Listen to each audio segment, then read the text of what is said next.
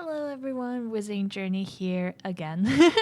And today I'm going to talk about Kplay LA / Anime Impulse LA. I was there this weekend. I just wanted to talk a little bit about the con and my thoughts on it vending there this weekend. So Kplay LA / Anime Impulse LA is February 15th through 16th, at least for this year.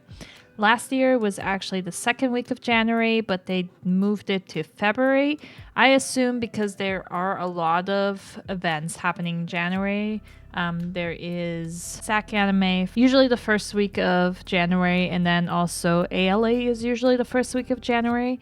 But ALA was actually second week this year. They didn't want to overlap, so they moved it to February, which I actually think was alright. I don't mind having events split up this way. I had a February event this way, so I'm pretty happy. But yeah, so the table for Kplay was $350 plus I think taxes and fees. I don't know how much that was. But if you're considering doing this, Anime Impulse also has tables, and I believe they were more expensive. Now, what is the difference between the two? So Anime Impulse, this year, you got I think it was 8x8 space. I don't remember because I wasn't on the Anime Impulse side, but they got pipes and drapes around them, so they had like their little own confined area, which I think was a lot nicer. On the Kplay side, only vendors got the pipes and drapes. We didn't. We had about 6 inches on either side of the table to squeeze through the aisles to exit our tables. Thankfully, my table neighbor pushed our table to nudge up against my table partner to the right side of me, and then they nudged their table over to the left side of them so that we had a wider walkway in between our tables, which I was really grateful for. That way it was easier for us to get in and out. But yeah, this con consists out of 4 conventions technically. So it's Anime Impulse, it is Kplay, then there is Collecticon, which used to be SneakerCon, but I assume they didn't pull their weight or something. I don't know, actually, but just based on like previous times that they've been there. Yeah, plus like the crowd for SneakerCon is like, I feel like didn't match the crowd for Anime Impulse and Kplay. I feel like Collecticon is like a good fit for both of those, although I do wish there was more of a variety of stuff you can find there rather than just mainly Pokemon cards, but it is what it is. But then the other 4th big show is Asian American Expo. So those 4 all come together and host an event at the Pomona Fairplex. Anime Impulse LA / Kplay LA is like the biggest out of their events. They do Bay Area, they do OC. They did Seattle last year. They're doing Dallas this year. They did Phoenix last year. So yeah, they are trying like different states too. But the ones that have been sticking around, are the LA, the OC, and the Bay Area ones. Plus, on top of those 4 events, there are also a lot of really good food vendors. Like if you have been to any of the other Anime Impulses / Kplay and haven't been to the LA one, there is no comparison. Like the LA like Anime Impulse like has such great and amazing food. So many different variety of vendors that sell food. So yeah, if you're not going for just Anime Impulse, for any of the other cons, or for voice actors, I would definitely recommend going for the food. But yeah, now that I got that kind of basic information out there about the event, let's get on to setup day. So setup day was on the 14th. I set up really early in the morning because I had to go pick up my brother and then drive back home. And I still had to do some con prep. Yeah, me and my last minute comp every like every single time. But what's new? But yeah, for me, setup went pretty quickly. I think I got it done in an hour or two. That was mostly because I didn't know if I had enough panels to do the setup that I wanted to. So I did my other setup first, and then realized I had enough panels. So I changed it up. It wasn't too much of a hassle. Yeah, we didn't have to pay for parking, which was nice for setup. And the check-in process was really easy, although one minor criticism that I have for Kplay is that they didn't check our IDs, so anyone could have gone up and signed in for our table. So I wish they did kind of check IDs just for that extra security. You can always message the con as like a vendor saying like, hey, I won't be able to set up, but this person will be, kind of deal. So I do wish they kind of did that. I know Anime Impulse occasionally checks IDs. Sometimes they don't. It really depends. But yeah, that's just my 2 cents. For Anime Impulse OC / Kplay OC, they gave us wristbands so that we didn't need to scan in our tickets every single time. And we also got a badge. I thought that this was a change for all coming events, but I guess not. I mean, it makes sense because they didn't do it for Bay Area either. But I actually really like that system because then you didn't have to pull out your tickets on your phone every single time, scan it, and wait in line and stuff like that. If you just have your wristband, show it to them, it's an easier process. But other than that, and other than setting up day 0, there's nothing really to talk about for day 0. So let's go on to day 1. So day 1 was Saturday. The con was from 10 a.m. to 7 p.m. From what I remember, the con last year was from 11 to 7, which I prefer those hours actually because you get to sleep in more. Plus, it kind of started out slow and didn't really pick up until 1-ish, maybe like a little before. But yeah, I kind of wish they did have that 11 a.m. time slot again, but I understand them wanting to extend the hours. But yeah, the parking for this day was $20. And yeah, day 1 went pretty decent. As I said, again, it didn't really pick up until 1, and then like it died down around 5. So it was only like roughly like 4 to 5-ish hours of like actually good traffic in the halls. And then in the Kplay side, it kept being a big rush and then nothing, and then a big rush and then nothing. Whereas when I went around to look at the Anime Impulse side, it was constant filled rows. Now they did push back our artist alley tables and make the walkways bigger for attendees. So I don't know if that was the issue for why traffic didn't seem to flow as nicely. I did hear some people complain about how big the aisles were because they can't walk in the middle of the aisles and then scan both sides of the booths. Whereas they would have to go one way and then the other way, and they didn't really feel like that. They just wanted to go once through the aisle and then to the next one. So I don't know if that was the issue for that or not, but yeah, that is what I've heard from people, kind of my thoughts on it.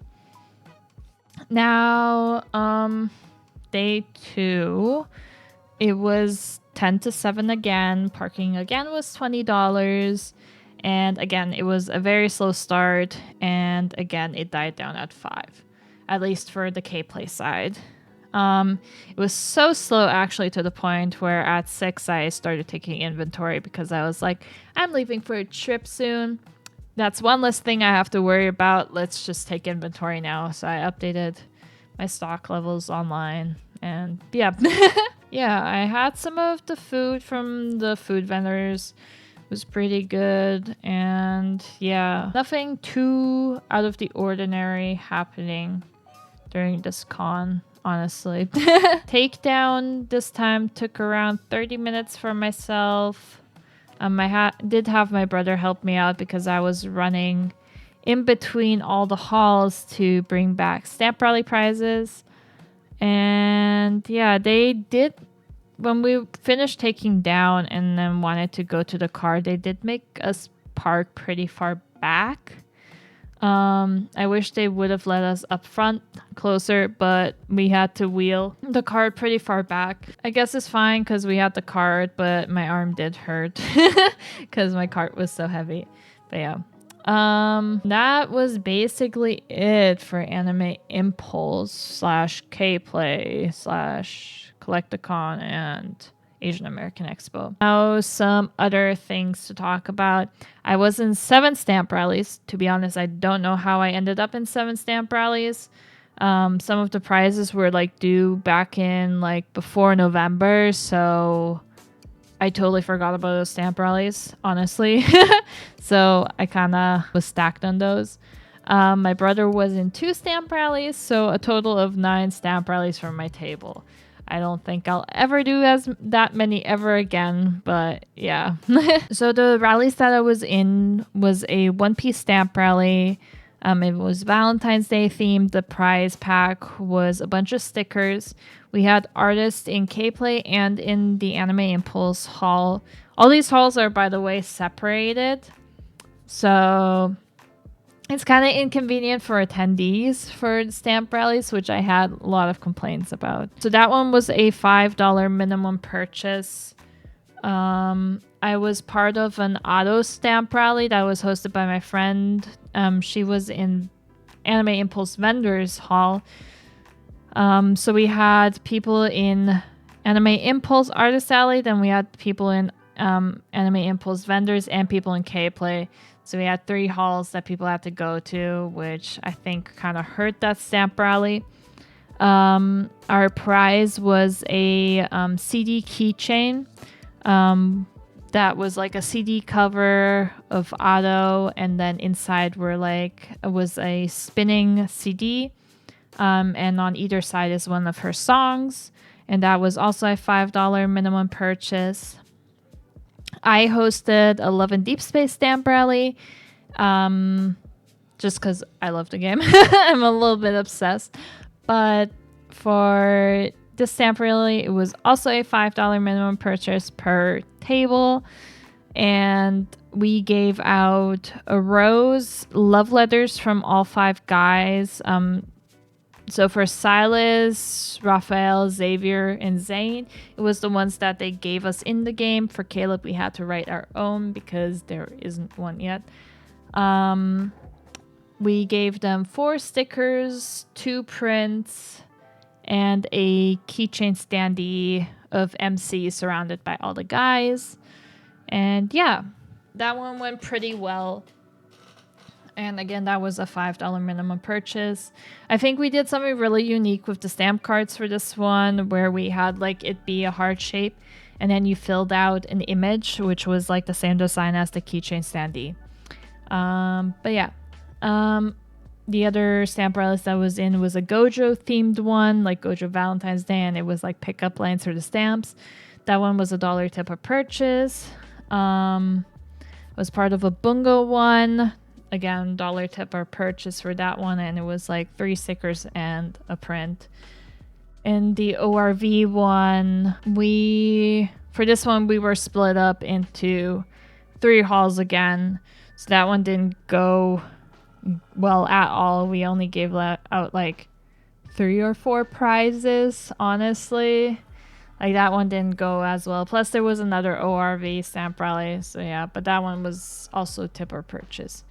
And then for the final rally that I was in, it was a K-pop boy band group, and that one was free to enter if you followed me on any of my socials. So yeah, now that we got that out of the way, let's talk about what's sold for me at this con. Surprisingly, a lot of phone charms and a lot of stickers sold. Well, the stickers isn't surprising, but the phone charms kind of is. yeah, I was a bit surprised about that, but happy surprise. Phone charms I'm selling for $10 each, and then 3 for 25. And then the stickers I have $5 each, or buy 3 get 1 free, so 4 for 15. And you can mix and match that with my photo cards as well. As for the fandom that sold the most, that was obviously Love and Deep Space. Especially Caleb. Caleb. Like, oh my god, so much Caleb that I sold. And then a little bit of Silas, and then the other guys were kind of sprinkled in. But mostly Caleb merch, which understandable because this is like the first bigger con since Caleb got released. So, yeah. So, talking about profits, I would say this con matches other cons of similar sizes of what I make. I was expecting ALA money, but that was an anomaly. So I had my expectations way too high for this con, and I realized day one, yeah, I have to tone down my expectations. So, yep, there is that. Again, it matched my other cons that I've done so far, so I'm not disappointed in the slightest with what I made. It's just I had higher expectation, but that's my own fault. One thing I'll do have to mention, for the previous Anime Impulses and Kplays, they did have the stages inside with us artists and vendors. This year they actually moved it outside, which was so nice because with Kplay especially, they play songs. They have like groups of people dancing to certain K-pop songs, and so you hear that loud music every single time. So it was a lot better to understand people with that stage being outside.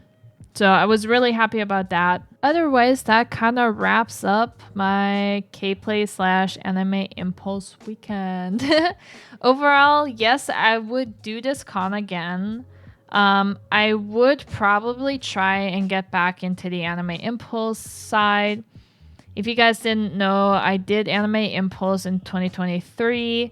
2024, I wanted to do it, but I already paid for like 3 or 4 other conventions at that point when they dropped the applications, and I didn't have the funds to get a table. So I held off on buying one. They sold out immediately, and I didn't get into that event basically. I didn't get priority for it this year either because I didn't do it last year. So I decided to go to Kplay because it was easier to get tables there. With Kplay, they did priority for anyone that did Kplay before first, and then they opened it up to interest forms, which I was part of. And yeah, Anime Impulse did open up a couple of tables after the fact that I had the Kplay table. So maybe next year I'll see and hopefully get an Anime Impulse table, but I don't mind being in Kplay either way. So either way, having an event during that time is fine for me. I'll have one either way, no matter if I'm in Kplay or Anime Impulse. But yeah, I hope this video was somewhat insightful. But yeah, thank you guys so much for joining me, and I will see you in my next video. Bye!